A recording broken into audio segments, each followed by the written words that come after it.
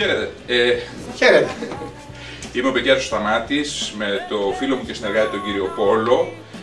Οι εταιρείες μας από κοινού εισάγουν και διανέμουν στην Ελλάδα την παγωτομηχανή που βλέπετε, την Polostar, και αποφασίσαμε να γυρίσουμε ένα βίντεο που θα παρουσιάσουμε κάποια βασικά στοιχεία για τη μηχανή και θα λύσουμε και κάποιες από τις πιο κοινές απορίες που έχουν οι πελάτες μας και απαντήσουμε στις ερωτήσεις που συνήθως μας κάνουν.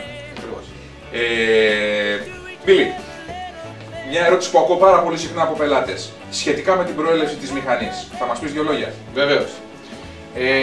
Μετά από σκέψη δικιά μου να κατασκευάσουμε μια μηχανή για την ελληνική αγορά και πάνω απ' όλα και για την Ευρώπη, πήραμε ανταλλακτικά ευρωπαϊκά όπως κομπρεσέρ, βαλβίδες, όλα τα και ηλεκτρονικά κομμάτια. Τα κύρια στοιχεία μιας μηχανής. Τα κύρια στοιχεία μιας μηχανής.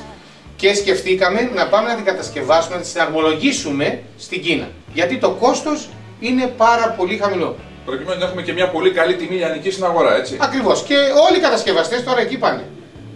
Πολύ συχνά βλέπω και Made in China σε πράγματα που δεν περίμενα. Όμως, βάλαμε πάρα πολύ καλά υλικά μέσα, ηλεκτρονικά και κομπρεσέ και τα πάντα, για να μπορεί να λειτουργήσει στη χώρα μας και να είναι αξιόπιστη εδώ. Και γι' αυτό τη φέραμε να την παρουσιάσουμε και να την πουλήσουμε στη χώρα μας.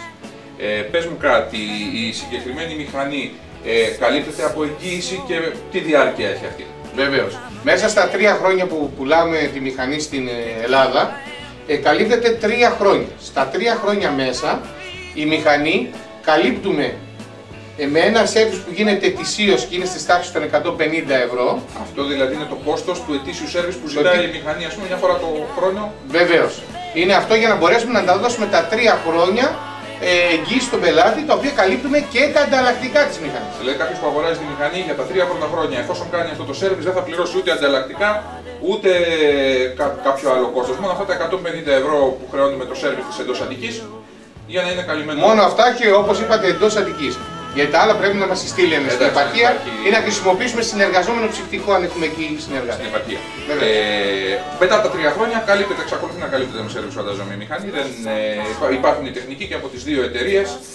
Υπάρχουν ανταλλακτικά, εξάλλου τα περισσότερα κομμάτια είναι ευρωπαϊκής προέλευσης, οπότε μπορούν να βρεθούν εύκολα στην αγορά. Πες μου κάτι, πόσα χρόνια κυκλοφορεί αυτή η μηχανή στην Ελλάδα? Η μηχανή κυκλοφορεί και πωλείται τον 3ο χρόνο στην Ελλάδα. Μέσα στα 3 χρόνια, άλλο από το σέρβις, που το σέρβις είναι καθαρισμός του κοντέσερ και κανένα λουρί από τη χρήση, ανάλογα πόσα κομμάτια έχει, παγωτά έχει πουλήσει κοντά στο αγοράκι ο πελάτης, τίποτα άλλο δεν μας έχει ζητήσει. Δεν έχει χρειαστεί λοιπόν κάτι άλλο και τώρα πλησιάζουν να λήξουν και οι πρώτες εγγυήσεις, ας πούμε, οπότε μπορεί να την επεκτείνουμε με τα εγγυήσεις, να την κάνουμε και περισσότερα χρόνια μαζί. Ίσως. Και ανησυχούμε που δεν θα βγάζουμε από την εγγύηση. Λοιπόν, η μηχανή έχει τα πιστοποιητικά που απαιτούνται για να κυκλοφορήσει στην ευρωπαϊκή αγορά. Τα CE, τα ROX, αυτά που έχουν όλα τα ευρωπαϊκά προϊόντα. Βεβαίως, η μηχανή είναι πιστοποιημένη και από την Κίνα αλλά και από τους ευρωπαϊκούς οίκους που πιστοποιούν τις μηχανές.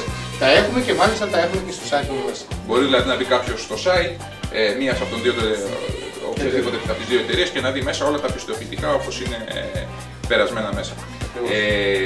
Θέλω να μας μιλήσεις λίγο για την ωραία παραγωγή που βγάζει η μηχανή και περίπου τι είδους επένδυση είναι αυτή για τον πελάτη, για να καταλάβουμε κι εμείς, συμφέρει κάποιος να βάλει μια μηχανή παγωτού στο μαγαζί του?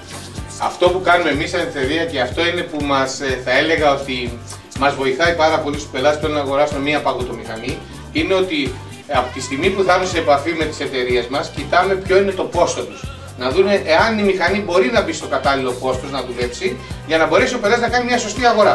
Για να μην του πάρουμε εμείς τα χρήματα και ο πελάτης μπορεί να πουλάει παγωτό. Σωστά. Άρα δεν μας ενδιαφέρει να πουλήσουμε τη μηχανή, μας ενδιαφέρει να έχει επανάληψη ο πελάτης και να βγάλει τα χρήματά του τουλάχιστον σε μία σεζόν. Σωστά. Αυτό ακριβώς και κοιτάμε.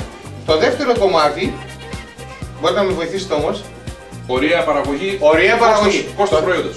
Το δεύτερο κομμάτι λοιπόν της παραγωγής είναι σε 8 λεπτά από την ώρα που θα βάλουμε το μείγμα. Σε 8 λεπτά πριν θα βάλουμε το μείγμα, είναι έτοιμη η παραγωγή μας και βγάζει 350 γονάκια την ώρα. 350 γονάκια την ώρα. Δηλαδή μπορούμε να καλύψουμε 350 πελάτες. Πόσο μας κοστίζει το κάθε γονάκι? Το κάθε γονάκι που μέσα είναι το ρεύμα, το γονάκι και η πρώτη ύλη που κάνει το παγωτό, γιατί η σκόνη μας διαλύεται με νερό, εάν θέλουμε βάζουμε προσθέτουμε γάλα, θα τα πούμε στο παρακάτω. Συνολικά όλα αυτά μαζί με το κόστος. 0-15 λεπτά. Δηλαδή με 15 λεπτά στο κάθε γονάκι έχει καλύψει ο πελάτης το κόστος του παγωτού, για το κονάκι, για τη σκόνη του, για τα σέρβις της μηχανής, για το ρεύμα που έχει καλύψει όλο το κόστος και του έχει έρθει 15 λεπτά το κονάκι. Και μπορεί να πουλάει 350 τέτοια κονάκια την ώρα. Αν το σημείο του είναι καλό, και αν το σημείο του είναι καλό, μπορεί να τα πουλάει και ανάλογα με το πόσο καλό είναι το σημείο. Πόσα μοντέλα κυκλοφορούν στην ελληνική αγορά? Σε soft παγωτό είναι 2 μοντέλα. Αυτή που βλέπουμε τώρα είναι το ένα μοντέλο. Το ένα μοντέλο το οποίο είναι το μοντέλο το οποίο έχει βαμμένες επιφάνειες, έχρωμες επιφάνειες. Και το άλλο μοντέλο το οποίο είναι το ανοξίδωτο μοντέλο που πηγαίνει σε κάποια άλλα μαγαζιά.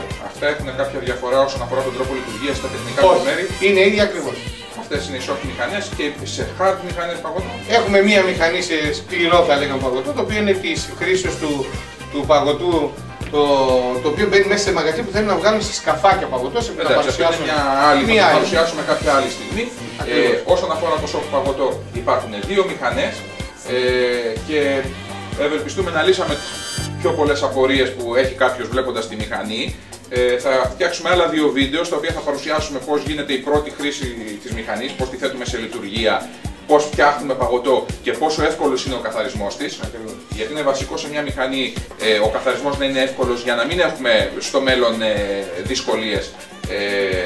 Όπως επίσης και η συντήρηση της μηχανής, θα τα δούμε όλα αυτά στα επόμενα βίντεο. Δεν ξέρω, θέλεις να πεις κάτι άλλο, Πύλη, κάτι που να εννοήσουμε για το... Όχι, είμαι έτοιμος να παρουσιάσω τη μηχανή να βγάζει παγωτό. Ωραία. Κλείνουμε αυτό το βίντεο και πάμε στο επόμενο, στο οποίο θα φτιάξουμε παγωτό.